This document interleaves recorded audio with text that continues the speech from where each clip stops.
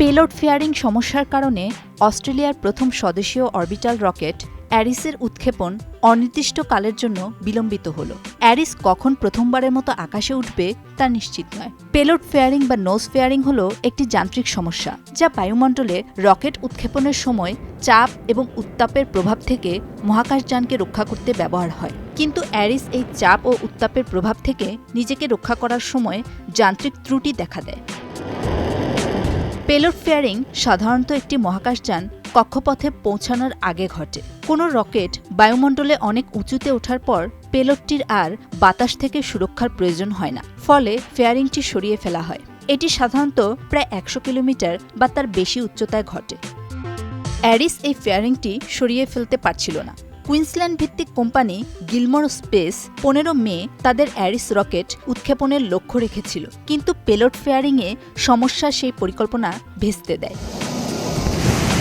চূড়ান্ত পরীক্ষা চলাকালীন সময়ে একটি অপ্রত্যাশিত সমস্যার কারণে রকেটটি উৎক্ষেপণে সমস্যা শুরু হয়। প্রাথমিক পরিদর্শনে কেউ আহত হয়নি বা রকেট প্যাডে কোনো ক্ষতিও দেখা যায়নি।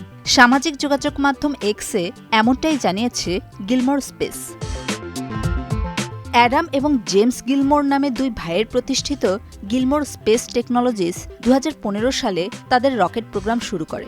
গত এক দশক ধরে কোম্পানিটি ৮২ ফুট লম্বার অ্যারিস নামক অরবিটাল রকেট তৈরি করেছে এবং উত্তর কুইন্সল্যান্ডের উপকূলে ব্যক্তিগত উৎক্ষেপণ কেন্দ্র তৈরি করেছে, যার নাম বোয়েন অরবিটাল স্পেসপোর্ট।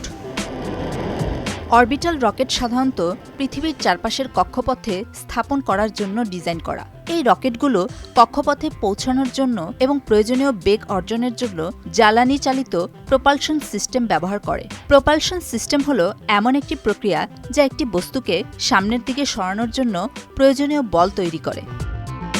গিলমোর স্পেস টেকনোলজির লক্ষ্য অস্ট্রেলিয়াকে মহাকাশ জগতে আরও দক্ষ করে গড়ে তোলা। ২০১৩ সালে কোম্পানির প্রথম প্রকল্প ছিল মহাকাশ সম্পর্কিত বেশ কয়েকটি প্রদর্শনী এবং স্পেস ফ্লাইট একাডেমি গোল্ড কোস্টের জন্য মহাকাশযানের প্রতিলিপি তৈরি করা।